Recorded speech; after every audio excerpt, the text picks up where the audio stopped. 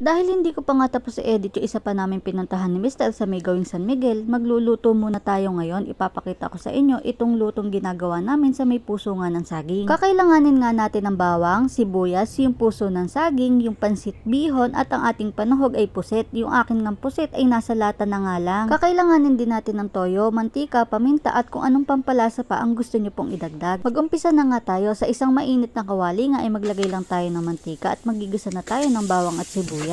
Pagkagisa ko nga ng bawang at sibuyas ay susunod na nga natin itong isasahog natin na pusit nga. Pwede nga rin kayong gumamit dito ng sariwang pusit, ang kaso nga lang ay medyo nalalansahan nga ako kaya naman etong nakalata na lang yung binili ko. Maglalagay na nga rin dyan ako ng paminta. Pagkalagay ko nga ng paminta ay hinalo ko nga lang siya bagya at lalagay na nga natin yung puso ng saging. Pagkalagay ko nga dyan ng puso ng saging ay hahaluin nga lang natin yan at lalagay na nga natin yung sabaw ng pusit. Maglalagay na nga rin tayo dyan ng toyo. Konti lang muna dahil madali namang magdagdag. Pagkalagay ko nga ng toyo ay tinakpan ko nga muna saglit at hinayaan ko nga kumulo at pagkakulungan nila ay hinalo-halo ko nga muna saglit at tinikman ko na nga rin siya para malaman ko kung may idadagdag pa ba ako. Pagkatikim ko nga ay nagdagdag na nga rin ako dito ng umami seasoning at hinalo-halo ko nga lang ulit sila. Pagkahalo ko nga ay nagdagdag na nga rin ako ng tubig dyan. Pati na nga rin ng toyo ay dinagdagan ko nga rin at medyo natatabangan nga ako at hinalo-halo ko nga lang muna ulit sila. At nung okay na nga sa akin yung lasa ng sabaw ay hinalo-halo ko nga lang muna ulit sila at hinawi ko nga sa kabilang gilid muna yung mga sahog natin at ilalagay na nga natin itong pansit natin. Pagkalagay ko nga ng pansit ay nilubog ko nga lang muna silang lahat sa sabaw at hahayaan ko nga lang muna sila dito, tatakpan ko muna. At nung medyo matagal-tagal na nga kumukulo yung pansit doon sa may sabaw na ginawa natin ay inalis ko na nga rin agad yung takip ng kawalit. Pinaghiwa-hiwalay ko nga itong pansit at baka nagdikit-dikit nga sila. Pagkatapos ko ang siguraduhin na talaga namang hiwa-hiwalay na yung pansit at luto na nga silang lahat ay pinaghalo ko na nga sila nung sahog natin. Hinalo ko nga lang sila ng mabuti at ganun lang kasimple ay mayroon na tayong tanghalian o kaya naman ay merienda. Napakasimple nga lang pong gawin kaya naman subukan nyo na rin po sa inyong bahay. At huwag nyo na nga rin pong kalimutan na i-like, i-share at i-follow nyo na nga rin po ako. Maraming salamat po.